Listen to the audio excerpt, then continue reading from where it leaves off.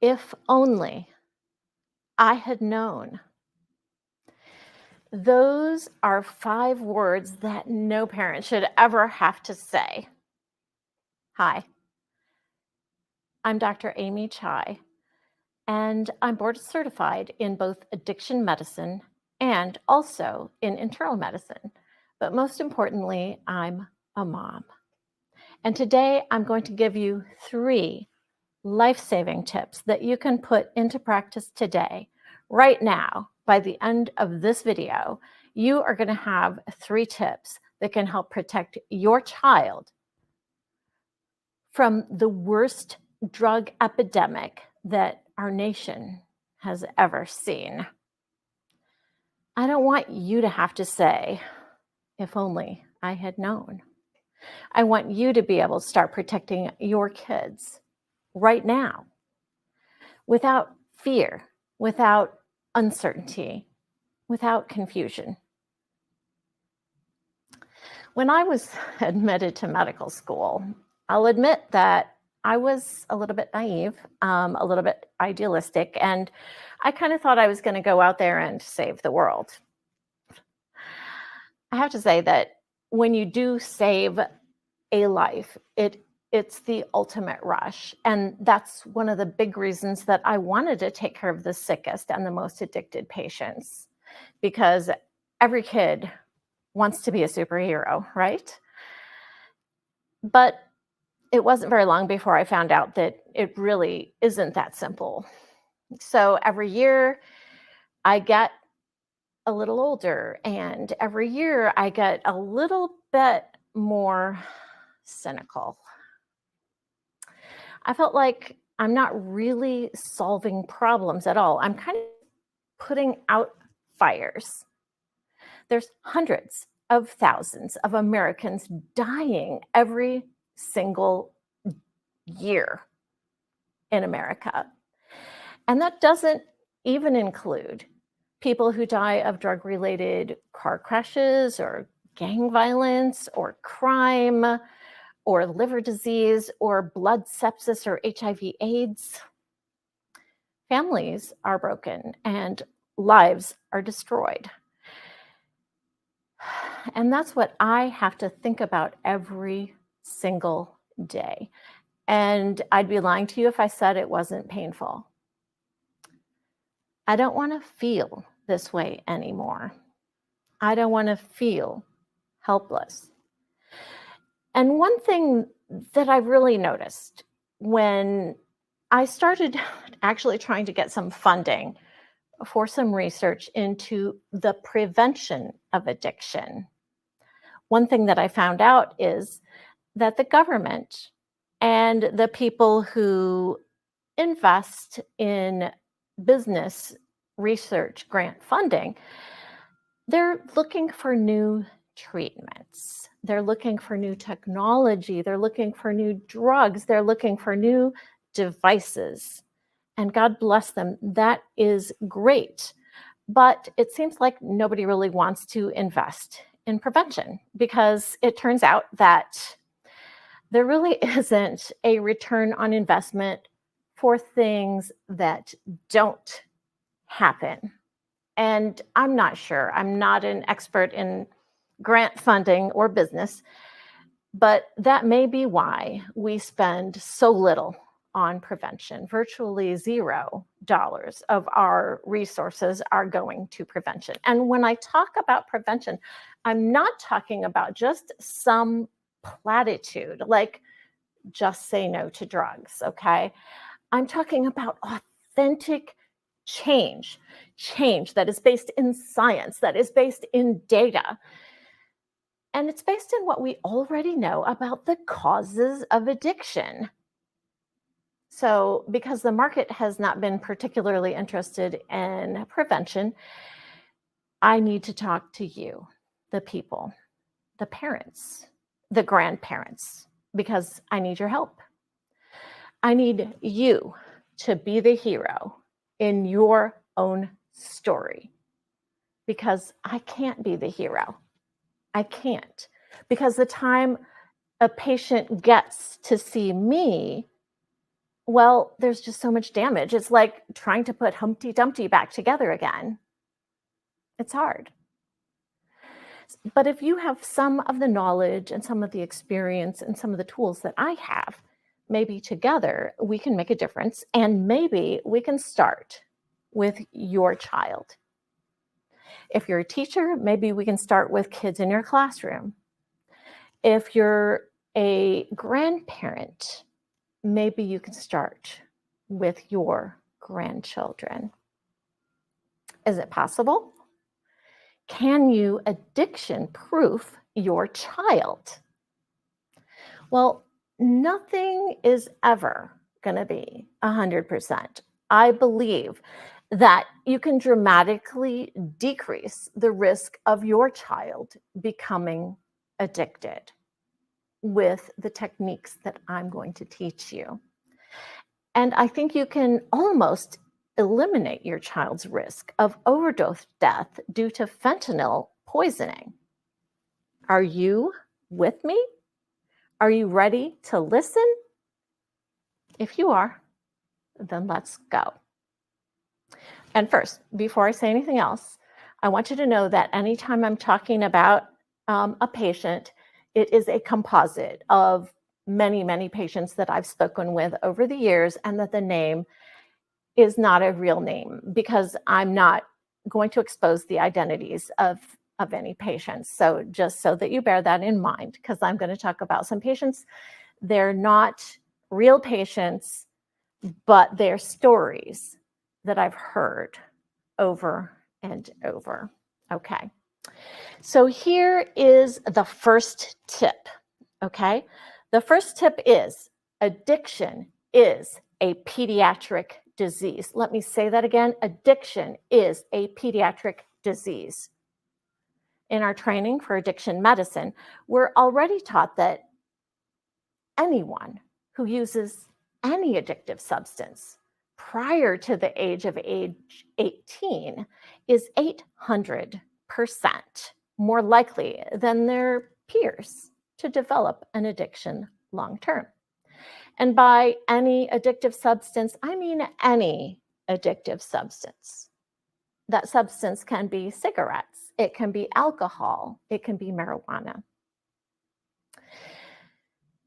The jury is still out on behavioral addictions, and I think that's something that we're going to see a lot more of in the future. Addictions to social media, addictions to gaming, addictions to online porn. All of these things use the same machinery in the brain as chemical addictions. But right now, we don't really have information to share about behavioral addictions. So right now, I'm going to talk about substances. Any substance that is a potentially addictive substance, if your child uses it before the age of 18, that dramatically increases their risk of addiction in the long term. So we have a lot of kids in the pediatric population that use substances. Kids' brains are still forming all the way up until age 25. So using brain toxins and addictive substances, that's going to damage the developing brain.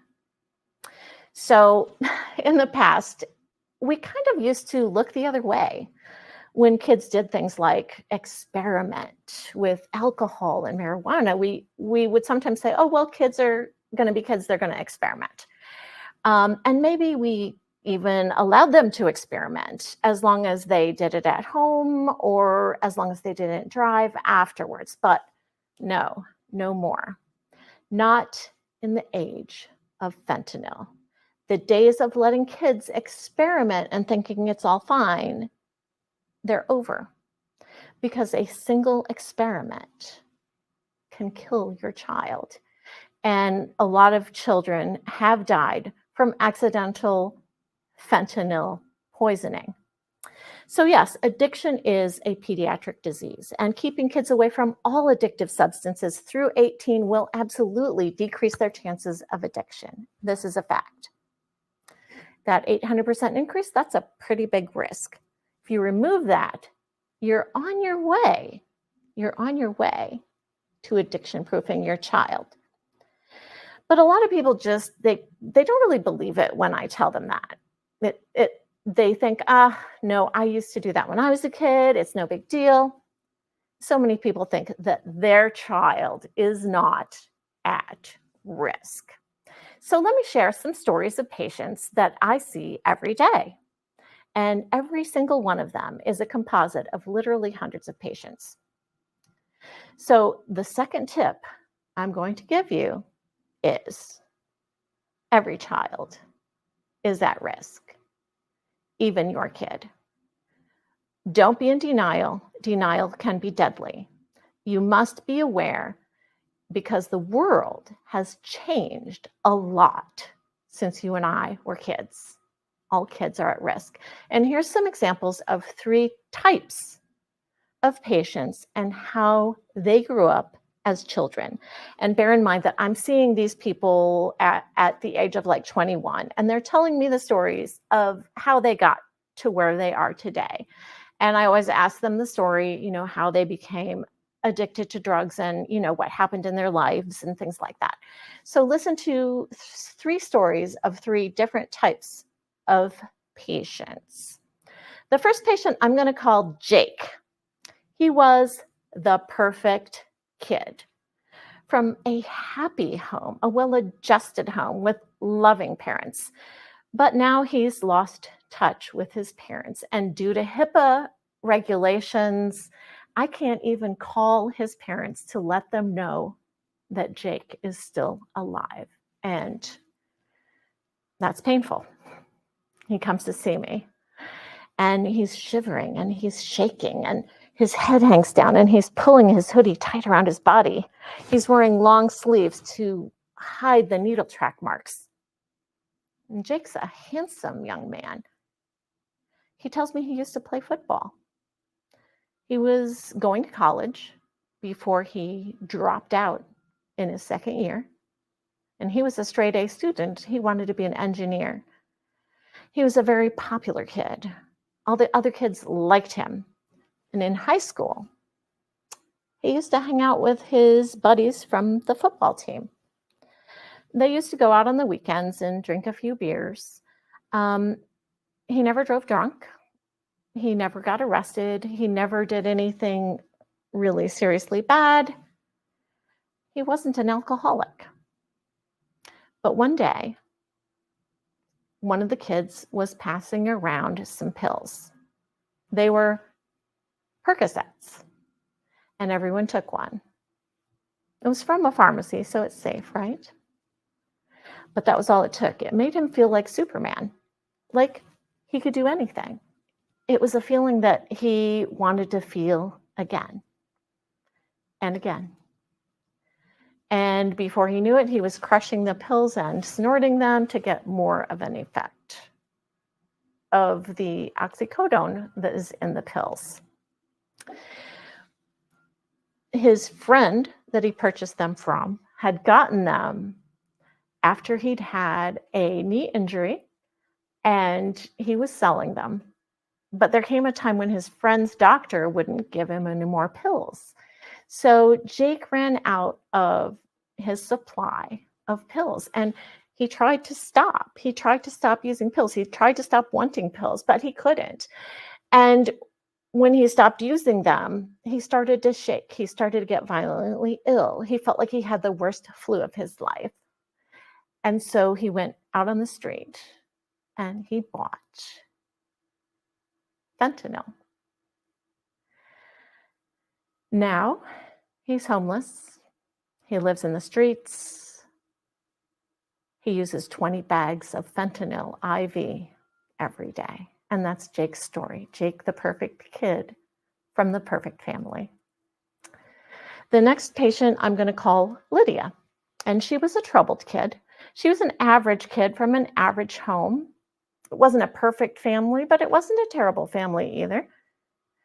She's a sex worker, but that isn't what she wanted to be. She wanted to work with animals. But mental health problems ran in her family. Her dad, bipolar, and she had some depression. And she also had a little bit of anxiety. She felt uncomfortable around other people, like nervous. Maybe she felt shy about speaking, about going to social events. And so she was not popular. This was hard for her. She was doing well in school, pretty average, maybe above average, until some popular girls started making fun of her, started bullying her, and then she started to gain weight. She wanted desperately to be popular. She wanted desperately to be accepted by the other girls. So when she met a boy who showed interest in her, she started to have some hope at last. But this boy introduced her to marijuana, and he violated all of her boundaries. When you ask her, she's not really sure. She's not sure if she was raped. But after that, she was never quite right again. She started drinking. And instead of going to college, she ended up going to jail for a DWI offense. And when she got out, things really, really went downhill. She started using she got pregnant. And then when she delivered her child, the Department of Social Services took her baby away. And when she starts talking about her baby, she starts shaking and crying. It's really sad. But no longer is she that chubby, sad high school girl who was smoking marijuana with her boyfriend. She's now so skinny that you can count every single one of her ribs. And she's addicted to fentanyl and more depressed than ever. The third patient is Marcus, and he's what we call an at-risk kid. He grew up in poverty, he had a single mom, and he was surrounded by gangs and drugs. Everybody he knew either sold drugs or took drugs. And his mom went to work during the day, and his uncle, who recently was released from prison, was living on his mom's couch until he could find a better place to live. And so his mom had his uncle watch him after school to make sure he didn't get into any trouble. So when he's just 7 years old, Marcus has a fall and injures his leg. He runs inside the house as best he can, pulling his leg behind him, crying and calling for his uncle. And his uncle says, "Hey, baby boy, stop crying. Have a little sniff of this." And he's burning a substance on some tinfoil. It's heroin. And Marcus smells a little bit of it, and the pain just seems to go away. That's the first time he used heroin. Now he's in and out of prison, and he is, you guessed it, addicted to fentanyl. Jake was a good kid, a successful kid, a popular kid. Lydia was a depressed kid, an anxious kid, an average kid. Marcus was an at-risk kid. And all three of these kids used substances during their formative years. Everyone is at risk, even your child. But Jake, Lydia, and Marcus, even though they're addicted to fentanyl, all of them are still alive. They all lived long enough to see me as a patient help them in recovery. But a lot of kids don't live long enough to actually become my patient. So your first tip was that addiction is a childhood disease and that the use of any addictive substance prior to the age of 18 is going to increase the risk of addiction later on by 800%. The second tip is all children are at risk of addiction, no matter how perfect, no matter how popular they seem.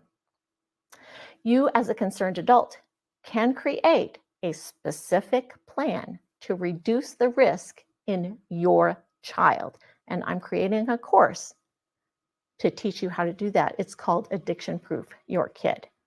But the third tip that we're going to talk about right now is how to talk to your child about fentanyl. This tip is so important that I want you to stop the recording and go get some salt from a salt shaker, and also get some sort of a pill or tablet from like a Tylenol or an aspirin or something, and also get some pencil and paper so that you can write this down. And what I'm going to do is I'm going to talk about fentanyl, and I'm also going to talk about how you can talk to your child about fentanyl. Okay, so if you need to get that pen and paper, if you need to get that salt, if you need to get that pill, that Tylenol, or that aspirin from the cabinet, go ahead and do it right now, and come right back and turn the video back on. Okay, are you ready? Are you ready? Because this is very important. I'm going to show you right now how to tell your child about fentanyl. Okay, so the first thing I want you to do is take your salt, and this is some just generic salt, okay? And I'd like for you to pour some salt into your hand, like I just did right here. Can you see it? You can see it. Okay, now here's what I want you to do. I want you to try to take 2 grains of salt out of your hand. Not that easy to do, is it? It's not that easy. And what I want you to do is I want you to learn how to do this illustration, and I want you to teach your child exactly the way I'm teaching you. I want you to have your child put the salt in their hand and see if they can take out 2 grains of salt, okay? So see if you can pick out the 2 grains of salt and see how hard it is. I try to pick in through here. It's not easy. And, actually I I do wear reading glasses and I totally can't see it. It's it's really small, okay? So those 2 grains of fentanyl, I mean, if you got them out, those 2 grains of salt is enough, is about the size. Oh, it's about the same size and about the same amount as a lethal, deadly dose of fentanyl, okay? As an amount of fentanyl this small. Can you see it? You can't see it because it's just too small to see. You can taste a little salt. A dose of fentanyl the size of just a couple grains of salt can kill you. Can kill you, okay? And that's no joke. Now, take out the pill. See this pill? Now, I want you to put the pill down. I'm going to put it down on my hand here so maybe you can see it. And I'm going to try to put 2 grains of salt right onto this pill. See if you can do it. Let's see. Let me try. Okay. Let's see what I got here.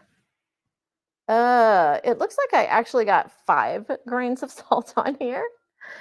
It's really hard to get 2 grains of salt on this pill. It's really hard. Try it. Just try it. Okay. It's not easy. Okay.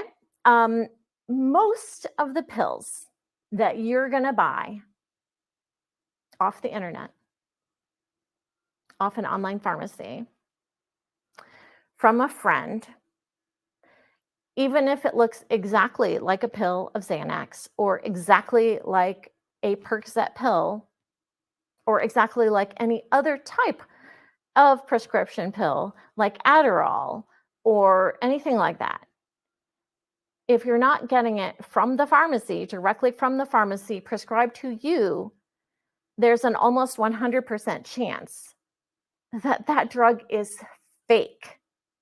And these fakes are incredibly realistic.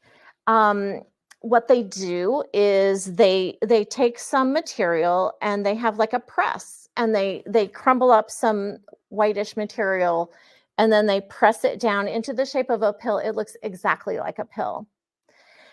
And because fentanyl is so dirt cheap compared to oxycodone, compared to Xanax, compared to Adderall, really compared to anything, fentanyl is dirt cheap, people. It's dirt cheap. So they're going to try to take 1 grain of salt, 1 grain of salt. They're going to try to take 1 grain of salt and put it inside the fake pill. And that 1 grain of salt, it's enough to make you feel high or to knock you out, make you go to sleep. Okay.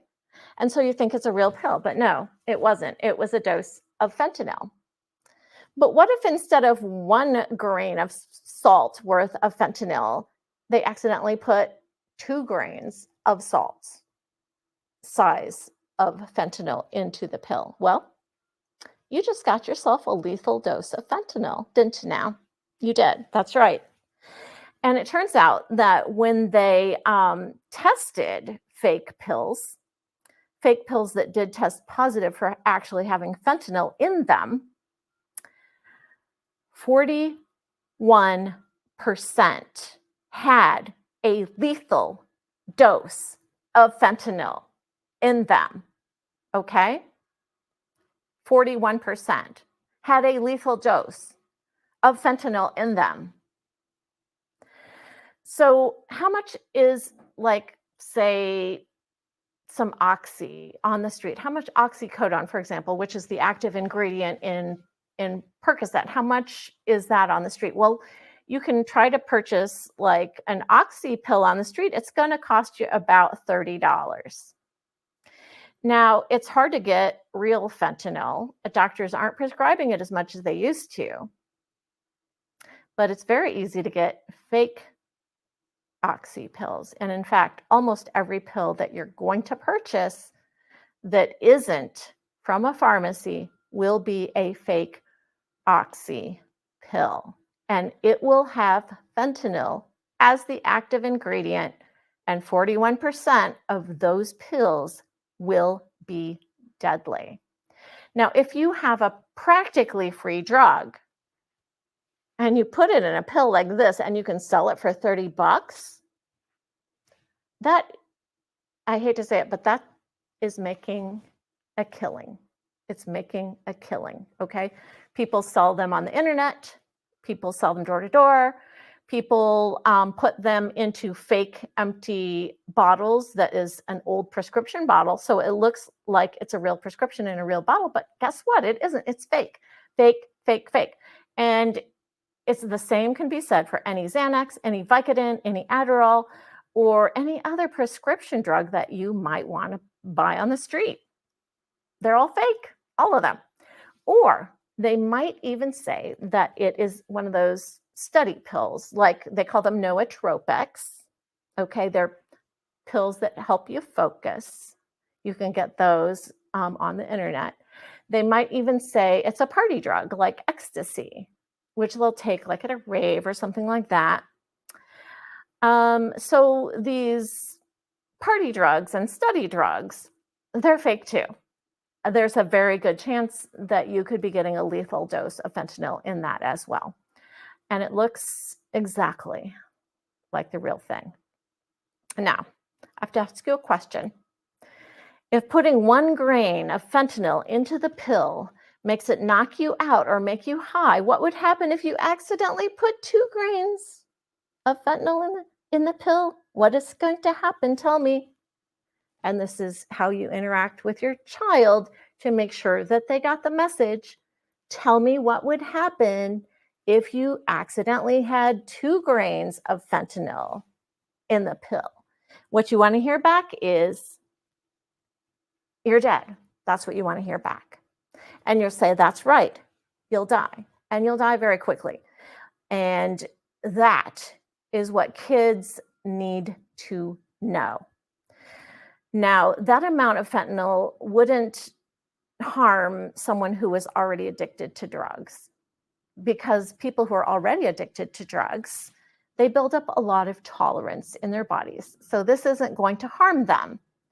But for a teenager who has never used drug in their whole life because they're a very good kid and they're, a star athlete and a star pupil, these kids do not have any resistance built up, no tolerance in their body to fentanyl. So these kids trying it for the first time are the kids who are going to die. It doesn't matter what someone says is in the pill. It doesn't matter whether the pill comes from a prescription bottle, because it's still going to be fake. It doesn't matter if other people took a pill out of the bottle and they lived. Okay, maybe they got a better pill or a pill that didn't have as much fentanyl in it. Okay, or maybe they have some tolerance built up. Do not take any pill unless it is prescribed to you by your doctor and purchased at a pharmacy, at a real pharmacy, not an online pharmacy. That's what your kids need to hear, and they need to hear it right now. But what if your child is easily influenced by other kids? Some kids, they almost need an excuse to say no. Because if you say no, and then your friends, they kind of go like, oh, come on, you can take it, you can try it. What's it going to hurt? Just once, no big deal. And it's really hard sometimes for kids to resist that kind of peer pressure. They'll say, oh, well, maybe just once, nobody will know. And then they're dead. They're just dead. Because kids who are pressuring other kids won't take no for an answer. So your kid might need an excuse. So let's help you make up an excuse. You can use this excuse. I'm going to give you an excuse right now, or you can make up your own excuse. You can have your kid help you come up with an excuse, okay, that they can use in the event that they get pressured to take a pill that they don't know what's in that pill, okay? Here's the excuse that I came up with, okay? The excuse that I have is, I have allergies to a lot of the ingredients found in pills. My doctor told me that I can't take any pill until that pill is checked out by her first, because my allergy is so severe to some of these ingredients in pills that my throat will swell up and I'll stop breathing. So I'm just going to have to say, no, I'm sorry. It's because of my allergies. And kids, they understand allergies. They've heard about, peanuts and peanut allergies and epinephrine and all these scary things. So they'll be okay. And your kid may be comfortable with that. Okay. But come up with something that your child would feel comfortable saying to get out of a dangerous situation. So are you interested in learning more and doing kind of a deep dive into how to addiction-proof your kid? I want you to know kind of that how-to piece that I put in place about how to talk about fentanyl with your kid. That's my hands-on approach to teaching. And I'm going to provide you with real-life ways to actually do what I'm going to recommend. So at the end of this video, I'm going to provide you with an access code that's going to help you join one of my online classes. So again, as a recap, tip number 1, addiction is a pediatric disease.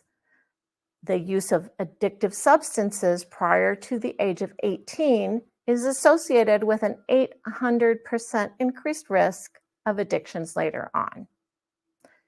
Tip number 2, don't be in denial, because every kid is at risk for addiction, even your child.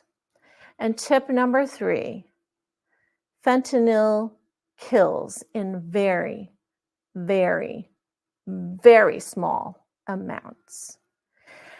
So I want you to start sharing this information with your child. Start early. Elementary school age is not too early. Repeat this lesson to remind them as they get older. These 3 tips can be life-saving, and you can start using them today. I hope that you will use them, because if you use them, you can start decreasing your child's chance of addiction or overdose death. Okay, so that's the end of my talk today about 3 tips to help your child to be less at risk of addiction. But you probably have a lot of questions, and it'll take me a lot of time to give you the kind of information and the kind of tools that you really need to come up with kind of a plan for your child or your grandchild or the kids in your school, how to addiction proof your kid. And that's why I'm working hard on a class, a 6-week class that's self-paced for educators, parents, grandparents, pediatricians, anyone who cares about children and who wants to stop the epidemic of drug abuse in America. So, as I said, we have put all our resources in this country into treatments, but very few resources have gone into prevention. And I've been working for years now trying to get funding to do research in prevention, but prevention, it isn't very profitable, and it's also very complicated. So I even tried to get into politics to try to solve the problem, but I also discovered that a lot of people don't necessarily want to solve problems because problems help generate votes and donations. So that's just the cold, hard truth. So I'm betting my career on trying to spread information and empower ordinary people to follow the evidence and data that I have access to. And I have decades of knowledge and experience. I'm interested in hope theory, and I'm interested in preventive psychiatry. If your kid has any kind of problem, it may be even a year or 2 before your child can get an appointment with a child psychiatrist. And some counties in America don't even have one child psychiatrist. What about therapists? Therapists for your child often aren't covered by insurance, and that might leave you with a bill for anywhere from $100 to $250 an hour just for one visit. And even if it is covered with insurance, it might be like a $50 copay per visit. And then also in my experience, a lot of times therapists, they're kind of hit or miss. Sometimes they're helpful, sometimes they're not. Some are great, many of them aren't. But, you're lucky if you can even find one that's taking new patients. Treatment is our industry. Treatment is our industry. And I'm sorry to say that instead of prevention, but an ounce of prevention is worth a pound of cure, believe me. My first online class, Addiction Proof Your Kids, is coming up with 6 weeks of expert level education if you're serious about helping kids that you care about. And I'm also going to be continuing to put up some free content. You're going to have permanent access to the information that I'm preparing for you. Today, offering a discount code of $50 off for everyone who has watched this video all the way to the end. And this brings the cost of a 6-week course down to a cost of 1 hour with a therapist. Best of all, and this course is not just about head knowledge, it's hands-on teaching tools that are going to give you the ability to work with the children you care about. So I hope to see you online. If you like the information I've given you so far, click on the link below for a discount coupon for my first class, Addiction Proof Your Kids. See you there. Bye-bye.